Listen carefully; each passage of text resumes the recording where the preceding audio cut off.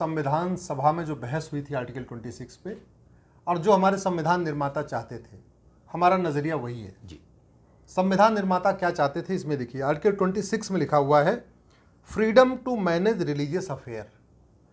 तो ये आर्टिकल 26 इस देश के सभी नागरिकों को अपने रिलीजियस अफेयर, अपने धार्मिक स्थान को बनाने, धार्मिक स्थानों का रखरखाव करने, नए धर्मस्थल बनाने, उनको मैनेज करने, उनको मेंटेन करने का अधिकार देता है। आर्टिकल 26 पे ध्यान से समझिए। आर्टिकल 26 देश के सभी नागरिकों को, हिंदू, मुस्लिम, पारसी, ईसाई, सबको अपने धार्मिक स्थान का निर्माण करने, अपने मंदिर का निर्माण करने, मस्जिद का निर्माण करने, अपने चर्च का निर्माण करने, उनका रखरखाव करने, मेंटेनेंस करने, उनको मैनेज करने और उनको प्रोटेक्ट करने का अधिकार देता है। लेकिन इसमें भी वो 3 राइडर लगाए, 3 लिमिट लगाई। पहला क्या लिमिट लगाई? पहली लिमिट लगाई सब्जेक्ट टू पब्लिक ऑर्डर। धार्मिक स्थल का रखरखाव करते समय आप इस बात का ध्यान रखेंगे, धार्मिक स्थान बनाते समय इस बात का ध्यान रखेंगे, पब्लिक ऑर्डर डिस्टर्ब नहीं होना चाहिए। कहने का मतलब चुपचाप रातों रात सड़क के किनारे, हाईवे के किनारे जगह, सरकारी जगह पे कब्जा करके धार्मिक स्थान नहीं बनाएंगे। सरकारी जगह पे कब्जा करके आप मज़ार, दरगाह, मस्जिद, चर्च या मंदिर नहीं बनाएंगे। दूसरा क्या कहता है? Public order. आप अपने मठ, मंदिर, मस्जिद, चर्च, दरगाह, गुरुद्वारा जो भी बना रहे हैं, उसको बनाते समय इस बात का ध्यान रखेंगे कि वहाँ पे कोई इल्लीगल एक्टिविटी ना होने पाए। आप, कहने का मतलब आप ऐसा नहीं करेंगे कि आप सरकारी जगह पे अपना धार्मिक स्थान बना रहे हैं। आप ऐसा भी नहीं करेंगे कि धार्मिक स्थान बनाने के लिए अवैध तरीके से कहीं से बाहर से आप फंडिंग ले रहे हैं, क्योंकि इसमें 3 लिमिट है: public order, morality and health. Morality का मतलब आप अपने धार्मिक स्थान के निर्माण में नैतिकता का पालन करेंगे, धार्मिक स्थान के रख रखाव में नैतिकता का पालन करेंगे, धार्मिक स्थान के जो मैनेज करते हैं प्रबंधन में भी नैतिकता का पालन करेंगे। तो पहली बात तो ये हो गया कि धार्मिक स्थान बनाते समय नैतिकता का पालन करेंगे, अवैध सरकारी जगह पे कब नहीं बनाएंगे। ये नहीं कि हाईवे के किनारे बना लिया, रेलवे के प्लेटफॉर्म पे बना लिया, बस स्टैंड पे बना लिया, पब्लिक पार्क में बना लिया। हमने तो ये देखा है कि भारत का चीफ इलेक्शन कमिश्नर का ऑफिस है दिल्ली में, अशोका रोड जी, और अशोका रोड के गेट पे एक मजार बनी हुई है, एकदम सटा हुआ जी। दिल्ली हाई कोर्ट के अंदर मजार बनी हुई है, मस्जिद बनी हुई है। इलाहाबाद हाई कोर्ट के अंदर मस्जिद बनी हुई है, मजार बनी हुई है।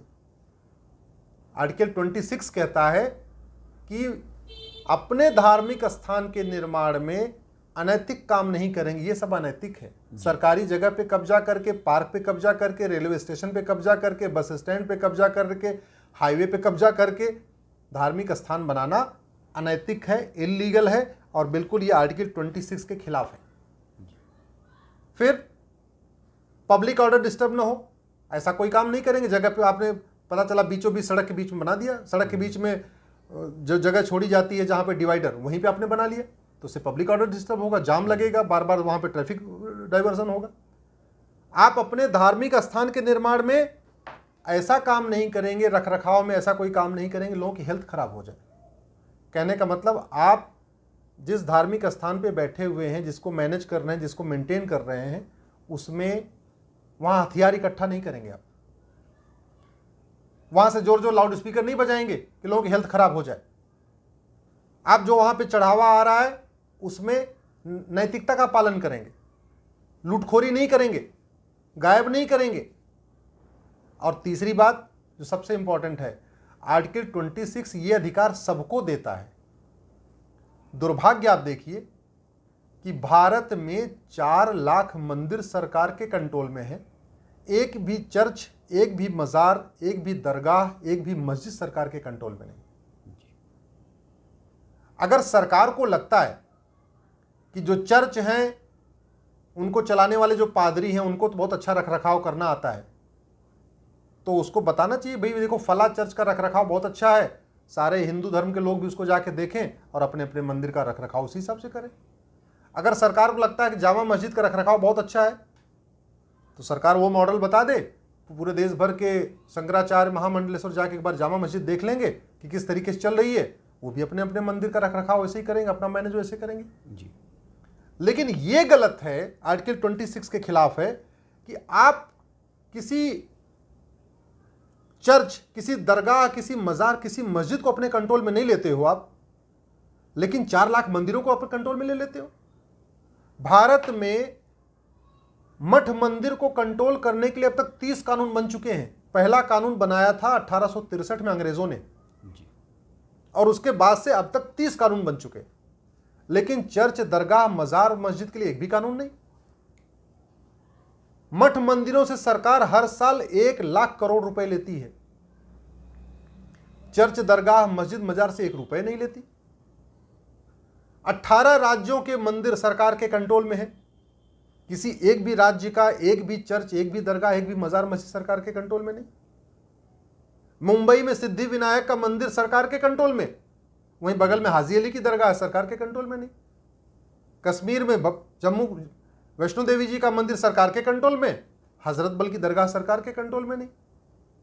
अजमेर में पुष्कर का मंदिर और भी मंदिर सरकार के कंट्रोल में, अजमेर शरीफ की दरगाह सरकार के कंट्रोल में नहीं। काशी में भगवान विश्वनाथ का मंदिर सरकार के कंट्रोल में, और एकदम सटा हुआ 10 मीटर भी दूर नहीं है जो ज्ञानवापी मस्जिद है वो सरकार के कंट्रोल में नहीं। मथुरा में भगवान कृष्ण की जन्मभूमि सरकार के कंट्रोल में, एकदम सटा हुआ 10 मीटर भी दूर नहीं है ईदगाह की दरगाह सरकार के कंट्रोल में नहीं। तो ऐसे 4 लाख मंदिर सरकार के कंट्रोल में है, जबकि आर्टिकल 26 कहता है इस देश के सभी नागरिकों को अपने अपने धार्मिक स्थान का निर्माण करने, उनका रखरखाव करने, उनको मैनेज करने, उनको मेंटेन करने का अधिकार है। तो सरकार को अगर लगता है कि मठ मंदिर हम चलाएंगे, तो केवल मठ मंदिर नहीं, फिर सरकार को चर्च भी अपने कंट्रोल में लेना चाहिए, सारी मजार भी लेना चाहिए अपने कंट्रोल में, दरगाह भी ले लेना चाहिए, मस्जिद भी ले लेना चाहिए। और सरकार को लगता नहीं ये तो धार्मिक मामला है, हम इसमें क्यों पड़े, धार्मिक स्थान को मैनेज करना हमारा काम नहीं है, तो सरकार को 4 लाख मंदिरों को फ्री कर देना चाहिए। आप जरा कल्पना करिए, भारत में जितने चर्च हैं सबके आसपास एक कॉन्वेंट स्कूल चल रहा है, वो चर्च वाले चला रहे हैं। भारत में जितनी मस्जिदें हैं उनसे अटैच कोई एक न एक कोई मदरसा खुल चुका है जी। हर मस्जिद एक मदरसा चला रही है। हमारा गुरुकुल क्यों नहीं चल पा रहा है? क्योंकि जो चढ़ावा आ रहा है उसको सरकार ले लेती है। वो बेचारा मंदिर का पुजारी वहां गुरुकुल चलाए कैसे जी? अगर 4 लाख मंदिर सरकार के कंट्रोल से मुक्त हो जाएं तो 4 लाख गुरुकुल खोल सकते हैं। अगर हर मंदिर के बगल में जो सरकार के कंट्रोल में एक एक गुरुकुल खोला जाए तो 4 लाख मंदिर खुल जाएंगे, 4 लाख गुरुकुल नहीं खुल जाएंगे। हर मंदिर के बगल में एक अगर गौशाला खोलें तो 4 लाख नई गौशाला खुल जाएगी जी। हर मंदिर के बगल में एक आयुर्वेदशाला खोलें जहां एक वैद्य बैठे और भारतीय रीति रिवाज से लोगों का उपचार करे, जड़ी बूटियों से इलाज करे, तो यानी 4 लाख आयुर्वेद की नई दुकानें खुल जाएंगी, आयुर्वेद के हॉस्पिटल नए खुल जाएंगे। तो हमारा जो मठ मंदिर होता था पहले, जहां जहां मंदिर होता था मुगलों के आने के पहले जी, वहां एक गुरुकुल होता था, एक वहां पे वारात विवाह घर होता था जहां लोग शादी विवाह करते थे, एक वहां पे वैद्यशाला होती थी, वहां वैद्य बैठते थे, एक वेदशाला होती थी जहां वेदों का अध्ययन होता था, एक पाठशाला होती थी, एक गौशाला होती थी, एक वेदशाला होती थी, एक आयुर्वेदशाला होती थी। तो अगर सरकारी 4 लाख मंदिर मुक्त कर दे, जो 1 लाख करोड़ रुपए ले रही है इसको छोड़ दे, तो मुझे लगता है इस भारत देश में वास्तव में सनातन संस्कृति के उद्धार के लिए बहुत बड़ा काम हो जाएगा। 4 लाख नई गौशालाएं खुल जाएंगी, 4 लाख नए आयुर्वेद के सेंटर खुल जाएंगे, 4 लाख नए जो है गुरुकुल खुल जाएंगे, 4 लाख नए वैदिक शिक्षा का सेंटर बन जाएगा। तो हमारी जो प्राचीन सनातन संस्कृति है उसका प्रचार प्रसार होगा, और यही संविधान का आर्टिकल 26 कहता है जी। इसीलिए मैंने इसको सुप्रीम कोर्ट में PIL फाइल किया है जी। मैंने सुप्रीम कोर्ट में यही कहा है कि सरकार या तो अपने आप को आर्टिकल 26 के स्पिरिट में सारे मठ मंदिर सबको फ्री कर दे, और नहीं तो एक यूनिफॉर्म इंडाउमेंट कोड यानी समान धर्मस्थल संहिता बनाए। बिल्कुल ठीक। कितना उसको इंटरफेयर करना है धार्मिक स्थानों में, जितना उसको इंटरफेयर करना है उतना इंटरफेयर वो चर्च में भी करे, दरगाह में भी करे, मस्जिद में भी करे, मजार में भी करे और मंदिर में भी करे। ऐसा नहीं होना चाहिए कि हर मंदिर के बाहर आपने एक अपना सरकारी अधिकारी बना दिया, वो वहाँ पे चंदा जितना चढ़ावा आ रहा है उसको लेके जा रहा है, कोई हिसाब नहीं है। मंदिरों का सोना गायब कर देते हैं ये सरकारी अधिकारी है जी। वहाँ पे जो धर्मगुरु है वो सोना गायब नहीं करते। आपके केरल में इतना जो प्रसिद्ध मंदिर था जी, पद्मनाभ स्वामी टेम्पल, बिल्कुल। जब तक वो वहाँ पे गुरुओं के कंट्रोल में था, त्रावणकोर के राजा उसको चला रहे थे, कभी वहाँ सोना गायब नहीं हुआ।